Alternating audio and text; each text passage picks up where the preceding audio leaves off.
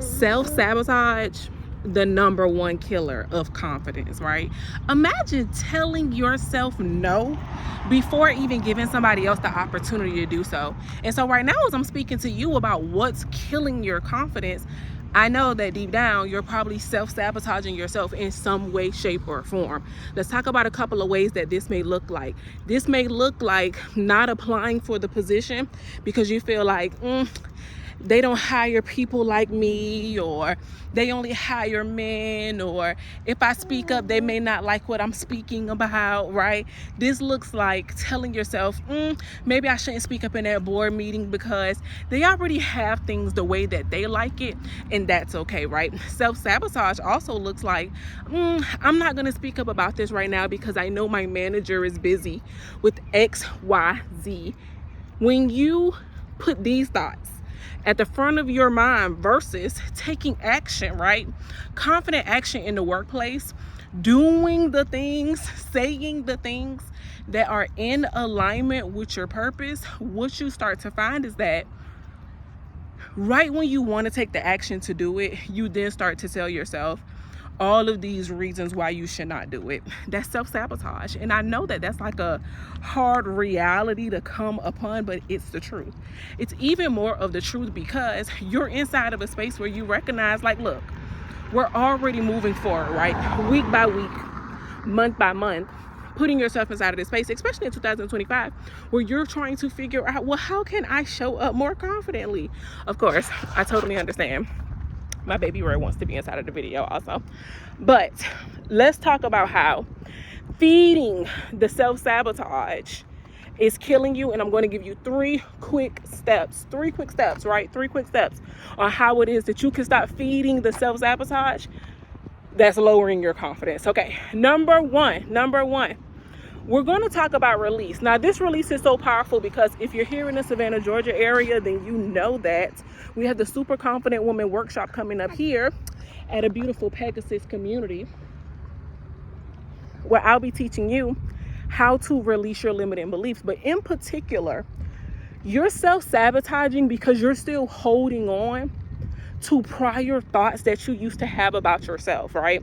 And we know that the thoughts that you think simply come from how you feel about yourself. How you feel about yourself is based upon your thoughts. And one thing that I love to talk about and that I love to teach is that the reality is you can only think one thought at a time. So imagine all of your thoughts all day being constantly focused on, I'm not good enough. Will they pick me? Will they like me? Should I speak up? Should I not speak up? Should I say this? Should I say that? Should I? You see how tiring it is? That's how your mind feels, right? That's how your dreams feel. They feel tired that you are constantly putting yourself inside of a space where you're telling yourself no before others could even start to tell you no. Let me tell you one thing I found as I've coached, right? Many women are afraid to show up on camera because they fear that, I guess, someone will call them out on something, right? Let's be honest. They'll call them out on something. And I'm not quite sure what that something is because we all have insecurities and nobody's perfect. But if you know that you're striving to work on your confidence behind the camera, it should be slightly more easy to show up in front of the camera because you know that inevitably you've been working on yourself again behind the camera, right? So when you go online and you post something that's purposeful, when you speak out on your LinkedIn about how you can make the workplace better, about how that idea that you know could grow the company, grow your own company, right? In particular, when you start to speak out on LinkedIn about the things that are purposeful to you, even when you have a job. See, that's another little key that you want to pinpoint right here, right? Somebody timestamped this at about 4 minutes and 30 seconds. You should always, when it comes down to growing your confidence, you should always be inside of a space where you are at your workplace trying to figure out what skills can you harness there, what skills can you implement there, so that way when you do step out of that workplace and whether you're going into another workplace or your own business, you are so much more confident, right? Because you've been working on those skills while you were already getting paid for them, right? So that's a good key right there. Another good part that we're going to talk about as well is that you want to focus on being inside of a space where you recognize, number one, releasing. When you go to work and you tell yourself all the time, they don't want to hear my ideas, I shouldn't really speak up, they don't want to hear about that, they're working on this or they're focused on that, even though you know that your concerns are very valuable, especially when your concerns are focused in on you moving up in leadership, especially when your concerns are putting an input that helps the team grow, especially when you know that your concerns are focused on you just being a person, a person who develops themselves more personally and professionally, right? When you don't speak up about those type of things, you're holding on to past hurt. So I need you to, number one, start releasing the thought process inside of your mind that says, it's not worth me talking about it. It's not worth me speaking up. I have a good friend of mine, I know she won't mind me sharing this inside of this clip, but she's here in the beautiful Savannah, Georgia area. She is so smart, so beautiful.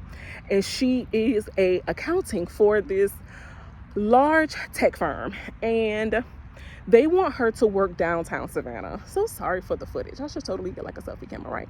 They want her to work downtown Savannah, where she doesn't want to work there because the engagement in the building is extremely low. If you can relate, put it in the comment section, and your boss might not see this, but put it in the comment section if you've ever worked a job where the engagement and the morale is so low, you don't even want to go to the office, right? Put office in the comment section so that way we know who it is that we're talking about, right? Imagine her scenario, right? Which is that many people love Savannah, Georgia. It's very beautiful here. It's historic.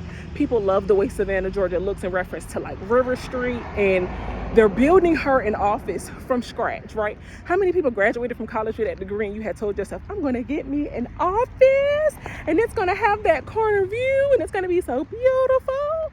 How many of us remember that? So again, imagine my friend, she's having that experience where they're building her an office from scratch, downtown, beautiful Savannah. Many people would die for this job opportunity.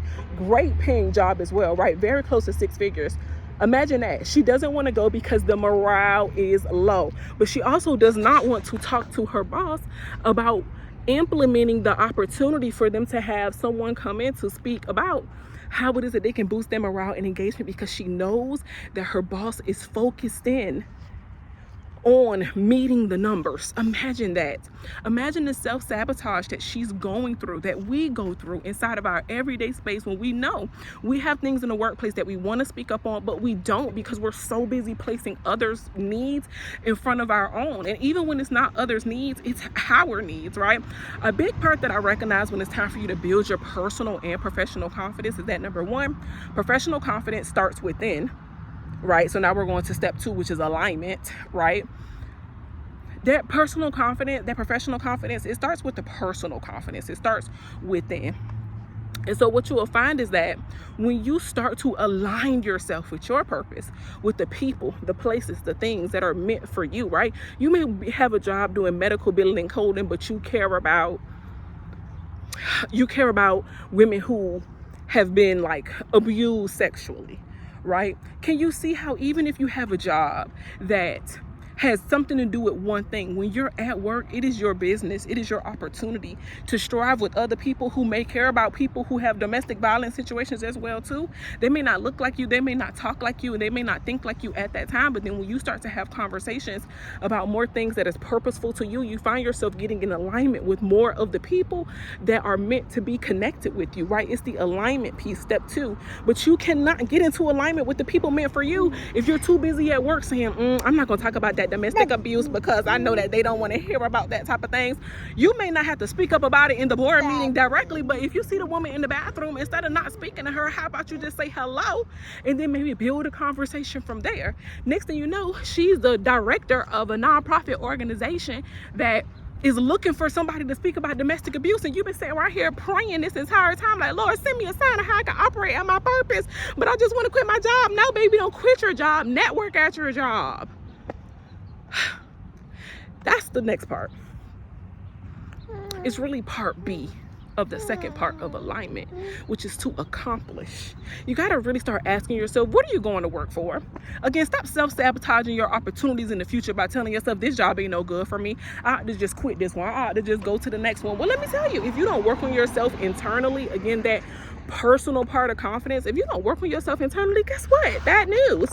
When you go to the next job, you'll get the exact same experience. That's how life works. We're really just mirrors, right? Everybody, whoever you experience is another nugget. Whoever you experience, things that you see in people that you don't like, it's only simply a reflection of you on the inside. That's why it's important that we work on ourselves on the inside, so that way when we see others, when we are positive and we work on ourselves in a positive manner, when we see others, it is the inevitable that we'll get positivity back from them. And when we don't, again, it's just an opportunity for us to work on ourselves. So let's recap, right? Because I'm giving you 3 steps. It's really the RAD methodology: release, align, and accomplish, and dream. So we're releasing the people, the places, the things that no longer serve us, right?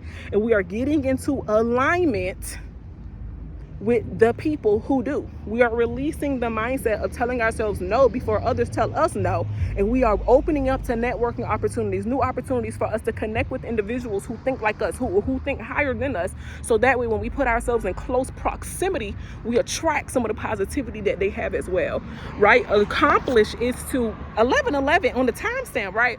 Make sure that you are at the Super Confident Woman Workshop here in Savannah, Georgia, technically Port Wentworth, Georgia, March the 8th from 12 to 2:30. We are partnering with a Pegasus community. Wow, imagine that. Rare says, I'll see you there.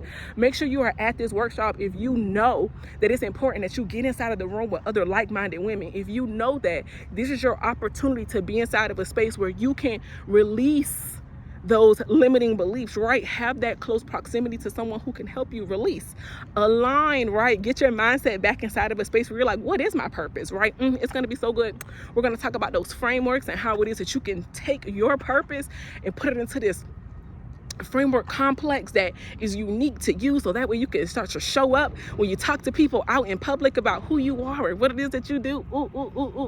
It's going to be so good, right? It's gonna be so good.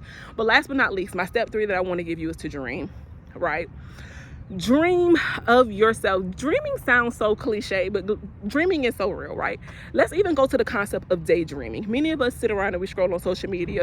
I'm guilty. I had to get off of social media and get out here and make this video. Dream of a life where you're creating more than you're consuming. So you have great ideas, you have great thoughts, and you really know already what to do to implement it, but you're not implementing, number 1, because you don't have accountability. That's why you need to be at the Super Confident Woman Workshop, right? And again, you're a boss, you're an executive, you're a thought leader, you're already in high positions in corporate, but you're trying to figure out how it is that you can take your purpose and skyrocket and quantum leap into taking what it is that you're passionate and purposeful about, then using your skills from your workplace, and then like tying all that together and then like creating what's for you. That's dreaming, right? That's dreaming. Taking your natural gifts, skills, and talents, even some that you've already learned, right? And putting them inside of a space where you are learning and growing and implementing those skills, so that when you do leave that workplace, it's so good. But again, you got to stop telling yourself no before other people already tell you no. If you thought about coming to the event and I've mentioned it and you've liking it, you've been seeing it, you keep telling yourself, I may not fit in, I don't know if it's for me, maybe, I don't know. This is your opportunity to say yes. Say yes to your dreams. Say yes to the opportunity. Say yes to getting around other like-minded individuals. Say yes, yes, yes, yes, yes. Because guess what? You are a super confident woman here in the Savannah, Georgia, United States arena, but all over globally. So if this is your first time meeting me, hello, my name is Breye'l Banks. I am the CEO and founder of Queen Hub Finance, where we are high value women aggressively preoccupied with creating and growing our personal and professional confidence. So again, I'm looking forward to seeing you at the Super Confident Woman Workshop here in Savannah, Georgia. Comment confidence down in in the comment section if you got something good from this, or if you would like to RSVP for the event, send me a DM, RSVP, and I look forward to seeing you soon.